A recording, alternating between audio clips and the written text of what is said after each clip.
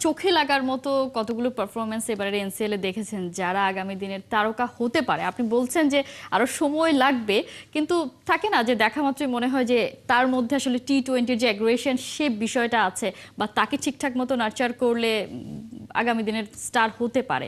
সেরকম কজনকে পেয়েছেন এবারে? আসলে কিন্তু এই টি-20 এটা প্রথমবার হচ্ছে, আমি আপনাকে আগেই বলেছি জি। কণা। এখানে কিন্তু মার্ক করাটা কিন্তু আসলেই কিন্তু কঠিন। আর ঢালাওভাবে এখন বলাটাও কিন্তু সমীচীন হবে না। আপনি জিসানের কথা বলছেন। জিসান কিন্তু শুধু আমি না, আরো অনেকের চোখেই আছেন।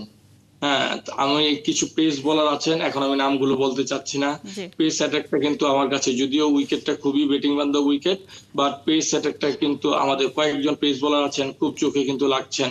হ্যাঁ, সো সবকিছু মিলিয়ে কণা, this is the first time এনসিএলটা শুরু হচ্ছে। ক্রিকেটারদেরও কিন্তু আপনার 4 ডে পরেই কিন্তু টি-20টা হচ্ছে।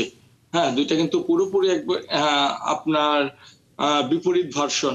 সো ক্রিকেটারদেরকে অ্যাডাপ্ট করতেও একটু সময় লাগছে, যেহেতু এটি প্রথমবার। মানসিকভাবে এবং সবকিছু ভাবেই একটু অ্যাডাপ্ট করতে সময় লাগছে। আশা করি এই টি-20 টুর্নামেন্টটা আমাদের বিপিএল এর জন্য, প্রস্তুতির জন্য খুব গুরুত্বপূর্ণ ভূমিকা পালন করবে।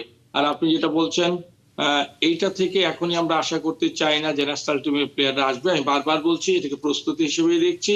আশা করছি বিপিএল এ আমি, আপনি নতুন অন্তত ২-৩ জনকে দেখতে পারবো যারা ন্যাশনাল টিমকে সার্ভিস দিতে পারবেন। নিশ্চয়ই, সে প্রত্যাশা তো আসলে আমাদের প্রত্যেকেরই থাকে।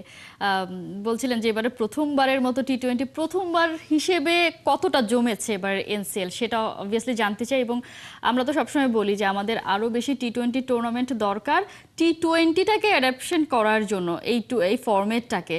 সেদিক থেকে আসলে প্রত্যেক বছর আরেকটা টুর্নামেন্ট হবে কিনা সেরকম কোনো কিছু খবর আছে কিনা, বা ক্রিকেটারদেরকে মোটিভেশন দেওয়ার জন্য এবার যে প্রাইজ মানিটা দেওয়া হচ্ছে মোটামুটি একটা বড় অঙ্কের, এটা আসলে কতটা তাদেরকে ইন্সপায়ার করবে?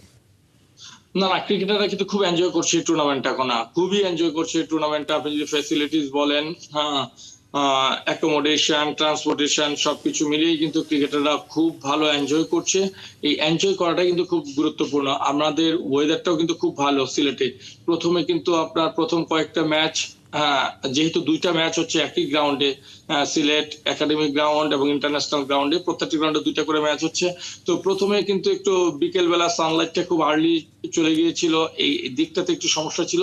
এছাড়া কিন্তু এই টুর্নামেন্টটা কিন্তু খুব ভালো। আম্পায়ারিং বলেন, খেলোয়াড়দের পারফরমেন্স বলেন, স্ট্যান্ডার্ড অফ ডিসিপ্লিন সবকিছু মিলিয়েই কিন্তু এই টুর্নামেন্টটা খুব ভালো হচ্ছে, এবং আমার কাছে মনে হয় এই টুর্নামেন্টের কন্টিনিউশনটা অত্যন্ত গুরুত্বপূর্ণ।